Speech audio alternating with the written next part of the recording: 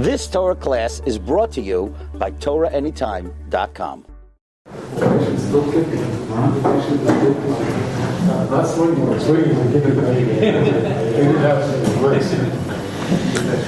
Boker Tov, everyone.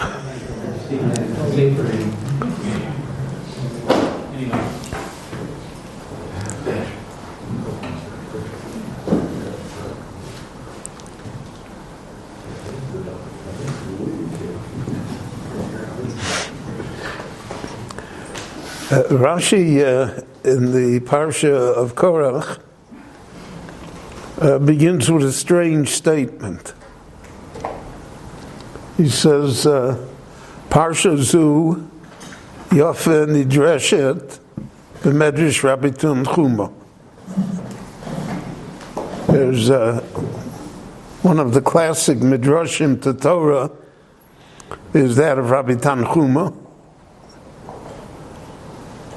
And Rashi says this parsha has wonderful interpretations to it in the Medrash Rabbi Tanchuma. So on the surface, it's not the habit of Rashi to comment upon the Medrash. And not only that, when you give a compliment, if I tell you, today you look good, I am implying that there are days that you don't look good. And you're never allowed to say that about Torah. You're not allowed to say this is more important than that. This is more beneficial than that. We find, in fact, that the Rambam says, La halacha, our custom, for instance, is to stand when the Baal Koreh reads the Aseret Advorim, the Ten Commandments. Or we stand for Oz Yashir. The Rambam says, if you want to stand, then you have to stand for the whole Kriya. Because by standing for certain pieces, you're saying that they're more important or of greater benefit than other sections of the Torah. Who gave you the permission to make that decision? So therefore, when Rashi says that Parsha zu yofe nidreshes b'medrash Rabbi Tanchuma, that this parsha is beautifully interpreted in the Medrash Rabbi Tanchuma, so all the Meforshim are troubled. First of all, what is there in this parsha that's more than, for instance, in Parshas Bereishis or in any parsha in the Torah? And secondly, what does he mean? Why does he put our attention to it?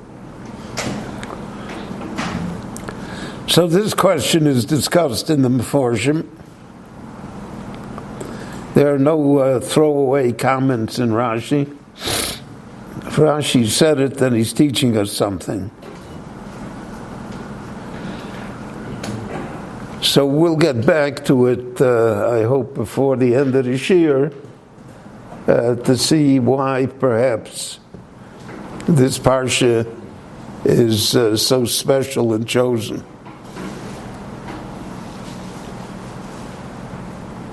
In the Medrash Rabbi Tanchuma, Rashi quotes from the Medrash a famous incident by Korach. The Medrash says that the women here play an important role, as usual, in the story. So, for instance, On ben Peles was saved because his wife said to him, "Don't be a fool. What difference does it make whether it's Korach or Moshe? You're the same, You're the same taxi driver at the end, so what are you worried about? Why did she get mixed in? And she prevented him from going. I discussed that medrash this week between Mincha and Ma'ariv. Korach also had a Rebbitzin, Mrs. Korach.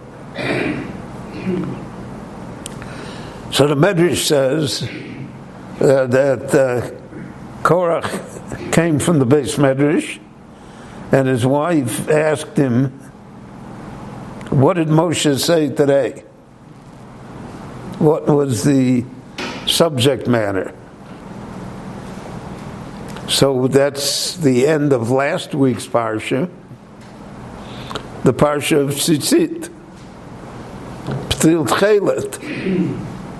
So he told her that Moshe explained to us, for a cornered garment requires fringes, tzitzit, and one of the strings in the fringes has to be of tchelet, of this blue wool. And this tchelet is the most spiritual of all of the strings, so to speak. Chazal say tchelet dom eliyam. The tchelet is like the ocean, and the ocean's like the heaven, and the heaven's like the kisei hakovod, God's throne, so to speak. So this little string is our connection that binds us to our Creator. So she said, what if you have a robe that is kulo tchelet? The entire robe is made of tchelet. Do you still need this little string? So he said, I don't know. Moshe didn't explain that. And then he discussed mezuzah with her. There's supposed to be a mezuzah on one's house. Chsavtam los am beisecho vishorecho. So that every Jew has, so to speak, Torah in the house.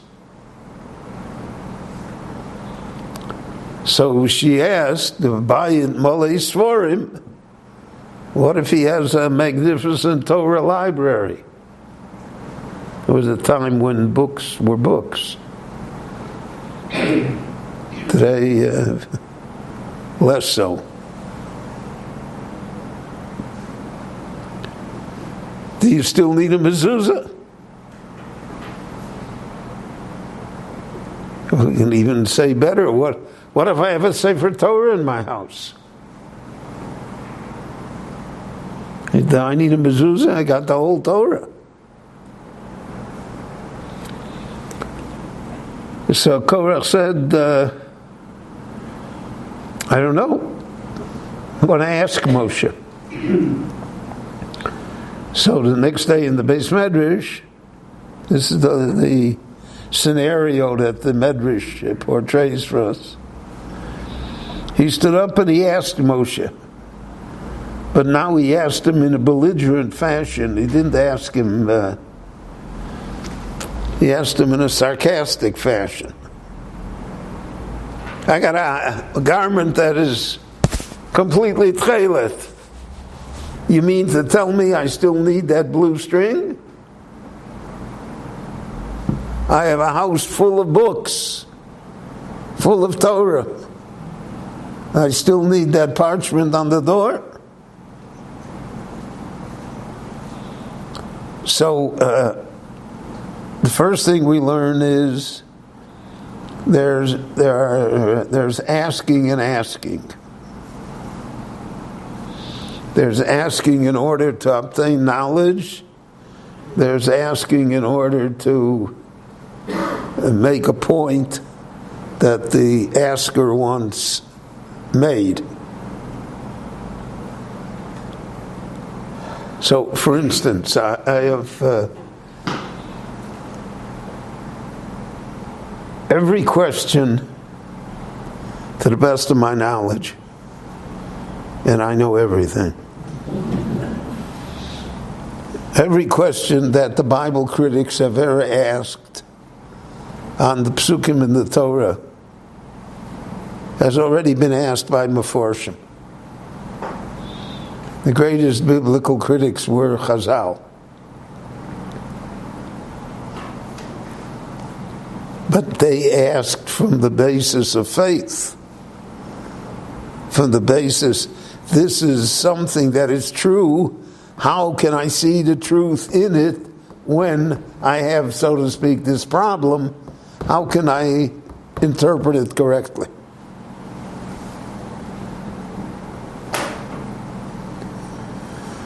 The Bible critics asked it from a different direction.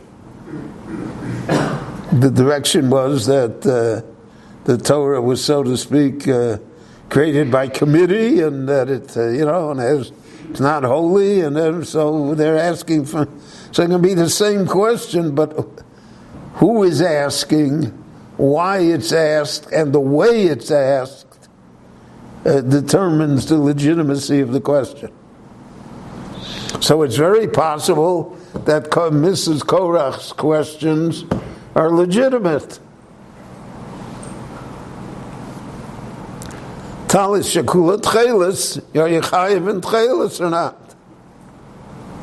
It's a legitimate question. But that wasn't the way it was asked. It was asked in a mocking fashion. And if it's asked in a mocking fashion, so then it becomes not a matter of knowledge or information, it becomes a matter of trying to destroy faith. So what's the question? So one idea is, and this is a basic question that we have throughout Torah, are there reasons for the mitzvot? Are there rational reasons? In other words, there are chukim, there are mitzvot that the Torah itself tells us that you're never going to figure out. We come to Parshat Chukas, so that you're never going to understand. Okay. What about the other mitzvahs in the Torah that are not chukim? How do we deal with them? Do we want to understand them or not? Or do we want to just say, these are the orders? Ours is not to question why, ours is but to do and die. Now, there are streams in Jewish tradition regarding this. The Rambam, for instance, especially in the Moreh Nevuchim, Rabbi Nusadia as well, in the Amunas Videos,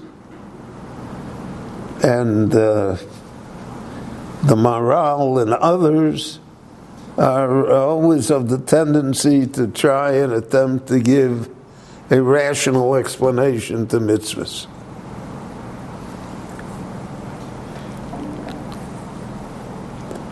And the Rambam goes to great lengths. It's one of the most controversial opinions of his as to how to deal with these things.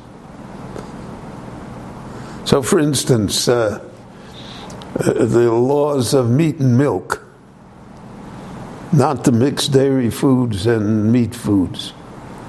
The Torah mentions it 3 times. You should not cook the goat in the milk of its mother. From that 5 words, we have a whole section in Yeridea. People have 2 refrigerators. They have 2 stoves. We wait 6 hours. So,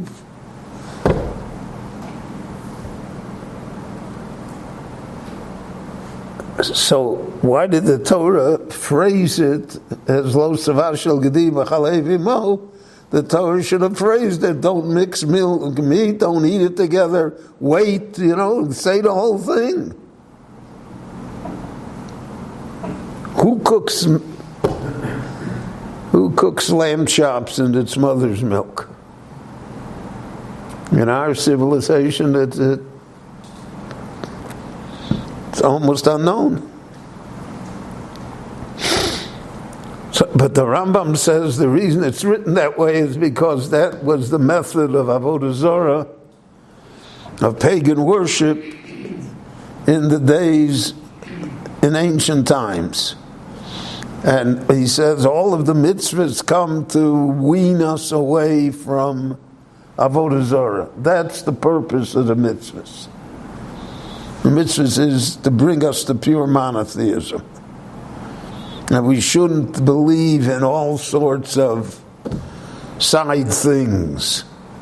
So, for instance, in the ancient world, he says people felt that if you cooked the goat in its mother's milk and you ate from it, then you wouldn't get corona.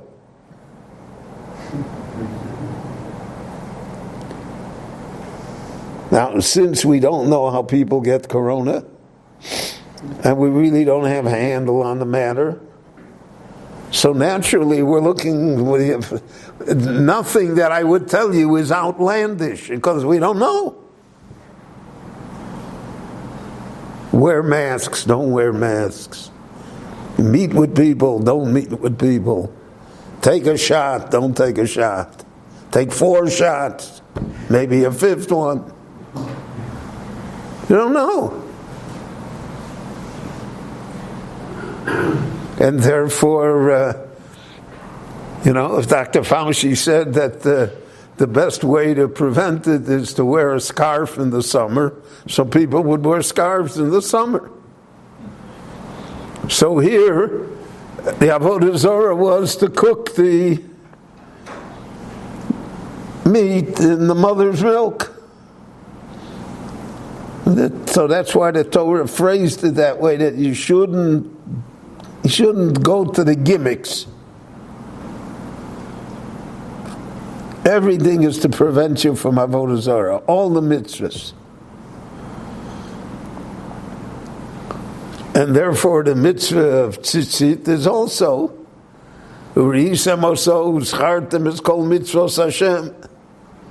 Tzitzit is there to remind you of all mitzvahs. Mitzvahs are there to remind you of the fact that you're a creature of the created, and that is your eternity.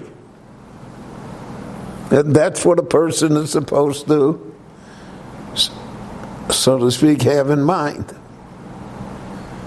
Now, the problem with giving rational reasons for mitzvahs is because many times what's a rational reason in one generation no longer is relevant in another generation. Again, lo sava shel gedi b'chalei v'imo is not very relevant in our time. We don't see Avodah Zarah as it once was. So therefore, why are we, and the early Reform used to say that the laws of kashrus was because food was unhealthy. You could get parasites, trichinosis, whatever. But now that we have government control on food, so then there's no problem anymore. So the reason went away. If the reason went away, then the laws go away. And therefore the other stream is that we do it because God told us to do it, and that's why we do it. And I don't know why we do it. I may try to give a rational reason to make me feel better about it, but that would be arrogant in the extreme to think that that is the reason. We never know the reason for the mitzvah. We may ascribe reasons. It may satisfy us temporarily, but in the long range of civilization, the rational ideas sometimes lose all sense of truth and explanation. So therefore, let's not advance reasons for it. So you have these two streams that exist until today. And it's Elu Velu Divrei Elokim Chaim. They're both right. There are people that need reasons. There are people that don't want reasons.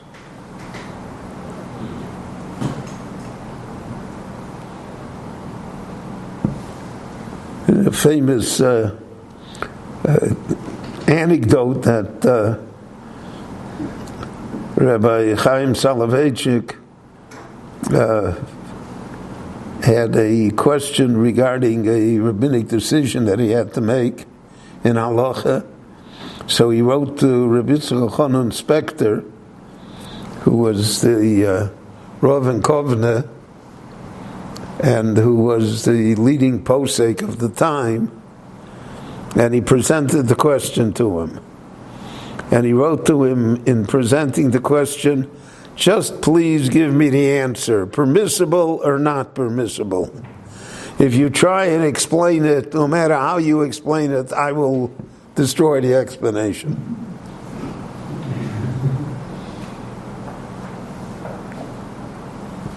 So those are the streams that are involved here. So that in effect, she and Korach are asking Moshe, do you need a string? We know whether you tell me what the purpose of the string is. I know what the purpose. They have a relationship with God. I have a relationship with God. I've got the whole garment as tchelis. I need the string. In other words, the mitzvah is only a means to an end. I have the end anyway, so then why should I even bother with the means? And the same thing, I have my house is full of books. I have Sifrei Torah in my house. I have everything. I need a mezuzah.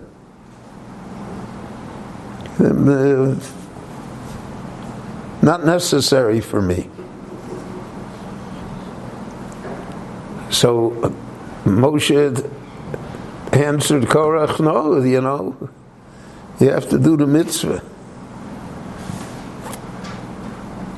Even if you think that you're going to do very well without the mitzvah, that doesn't free you from doing the mitzvah. And we see throughout the long run of Jewish history that all of those that gave rational explanations really fell short, and that many times the explanation no longer seemed valid, and then the whole thing fell apart. We find that regarding Chazal too. I once had a discussion with Rabbi Yaakov Kamenetsky. So we were talking about the second day of Yom Tov in the exile, not in Eretz Yisrael, in the exile.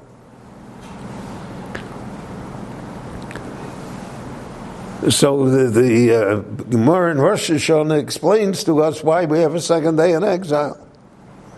Because the messengers couldn't get there in time, and they wouldn't know exactly. They knew that it had to be one of the 2 days, but they didn't know which one, so therefore they observed both.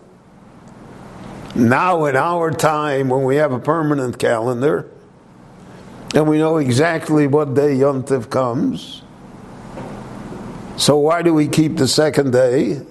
So the Gemara says, Minig Avaseinu B'Yadeinu. The tradition of our forefathers remains with us. And for the last over top search results. Over the centuries, there have been many groups in Israel and the Jewish people that wanted to get rid of the second day. So in our time, Reform, Conservative, they don't have a second day. But as has been noted by greater people than I am, that those that don't have a second day eventually don't have a first day either. Somehow that's what happens.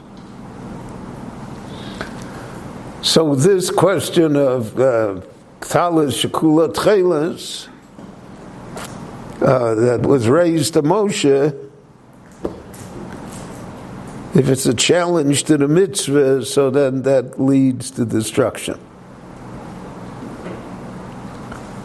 Second idea in Talis Shekula Tchelis, why do you need the string?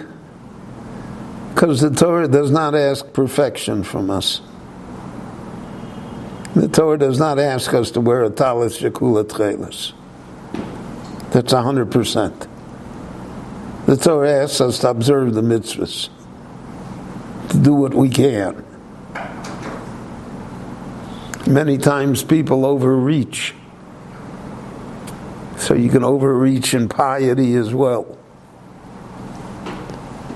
The Gemara says, Arboa nichnasu lapardes.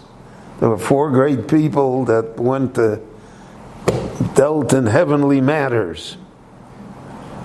3 out of the 4 came to a terrible end.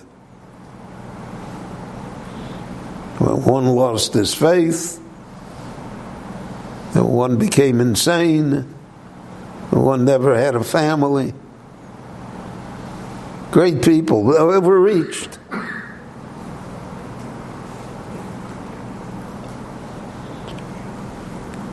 So the Torah warns us about that. The Torah says maybe he won't have a house that's moles for him. Maybe you won't know every Tosfos and Shas. Maybe you won't have the ability to learn on a regular basis. Maybe you don't have the capabilities.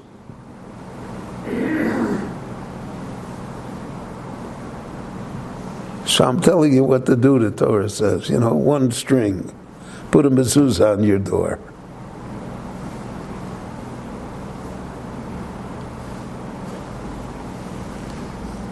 And many times the stress on perfection leads to disaster. Well, you want perfection from our leaders, and no perfect people, so you're asking to be disappointed. You want perfection in the family, you're asking for disappointment. You want perfection in the stock market, you're going to be a poor man. The allowance for the imperfections, that's one of the greatness of the Torah. I mean, you see that one of the great criticisms of Christianity is that it demands perfection. So therefore, it becomes almost irrelevant. Because people don't turn the other cheek, and people, all of those things, Too much. Too much ends up being too little as well. So that's another lesson here from Talis Shekula Tchelis.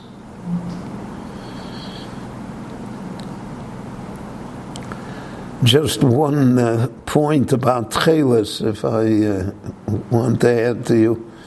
I've spoken about it many times, but I think it's very important.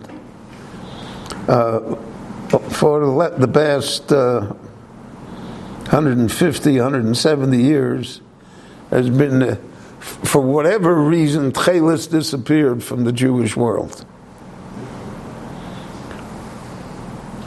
From about the 5th century onwards, we no longer had Tchelis. Now, how do you have Tchelis, this blue string? The only way you have it is by dyeing the white wool to the blue color. Where do you get the dye? How do you manufacture the dye? So already in the time of the Talmud, there were fraudsters, fakers, that made fake dye because tchelis was expensive and everybody wanted it. There was a market. So the Gemara tells us that there's a creature in the sea called the chilazon. And this creature has a pouch at its neck, so to speak. And that pouch is full of liquid, blood. When you puncture that pouch, you take out that liquid can be made into the dye that turns the wool into tchelet. We lost the tradition as to what was that creature. And without that creature, you can never have tchelet.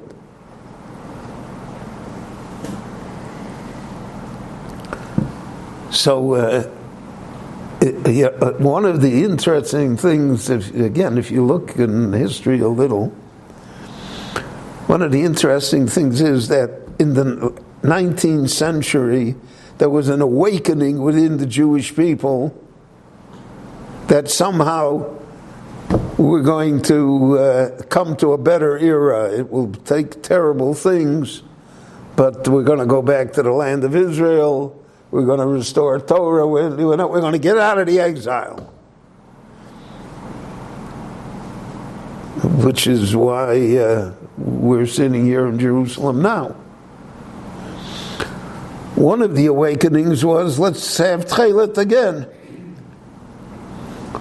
And so there was the great Rabziner Rebbe,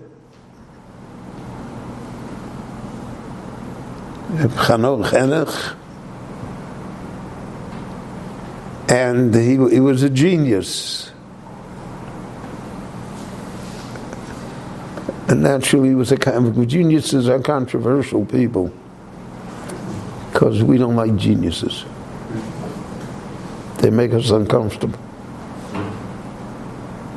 We push the envelope. So, for instance, in the Seder of Taharos, which is the 6th section of the Mishnah, there's almost no Gemara there. Except for Maseches Nida, there's almost no Gemara. But scattered throughout the rest of the Talmud are explanations of Mishnayos and Taharos.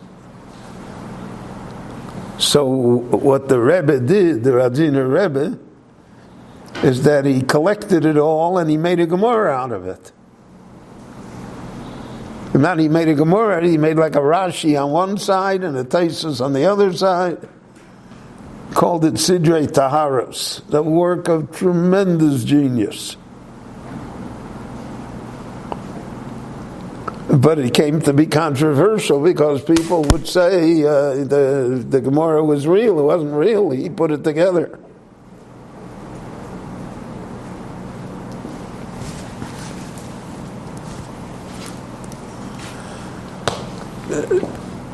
So the second time he printed it, he printed at the top of the page, this is not a Gemara, on every page. But it didn't help. The controversy was on.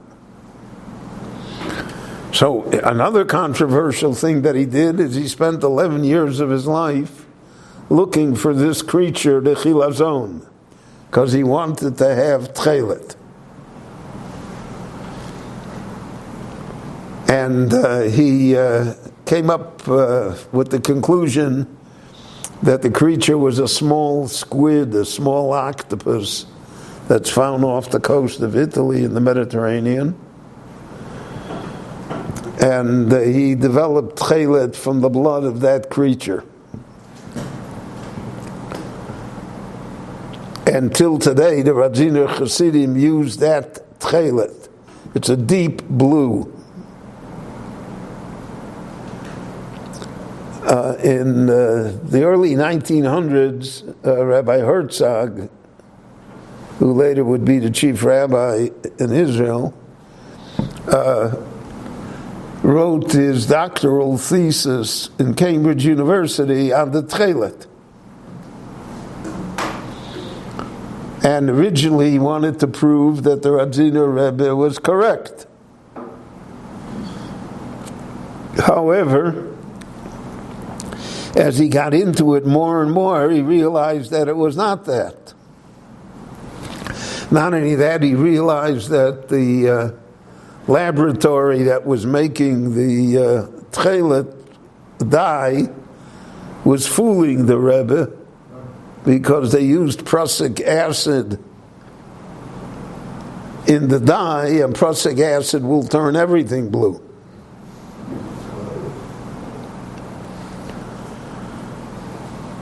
So Rabbi Herzog then took a guess. He said he thought that it was a snail called the Murex trunculus, which exists off the coast of Lebanon and northern Israel. And it has a shell, and you crack open the shell to get to the snail, and the snail has a pouch, and you take its blood out. Now, he didn't do anything practical about it, he just guessed at it. Fast forward to the 1980s. The Israeli army invades Lebanon in the Lebanese War. It goes all the way up to Beirut. On the way there, the Israeli army comes upon a cave. In the cave are like 1 million shells of a creature. Shells cracked open. They call in all the archaeologists and everybody and the Rabbonim, and they all agree that this must have been a Tcheles factory. And that these shells are from the creature, the Chilazon. They took the DNA, and it turned out that Rabbi Herzog was right. The DNA is that of the Murex trunculus. So they captured some Murex trunculus snails, and they tried to make the dye. The only thing is, the blood of the Murex trunculus is yellow, it's not blue. So they were stymied. But by one of the great accidents that happens, the laboratory left the collection of the yellow blood out in the open, and after 10, 15 minutes in the sunlight, it turned blue. And then it met all the requirements of the dye that were listed in the Gemara and Menachos. So that's the tcheles that is marketed today. And that's the psil tcheles. They're all, I don't want to get into the disagreement as to whether or not everyone should wear tcheles or not. But the revival of the mitzvah, again, heralded, so to speak, the revival of the Jewish people as well. So that's the psil tcheles that Korach said you don't need. The psil tcheles came out to be the symbol of the revival of the Jewish people. And that's why our colors are blue and white, tchelet, the colors of tzitzit, in order to symbolize the fact that Korach was wrong, and Moshe emes, v'Torah so emes. So Shabbat Shalom, everyone. Thank you for coming, and next week, God willing, everybody should be well. You've just experienced another Torah class brought to you by TorahAnytime.com.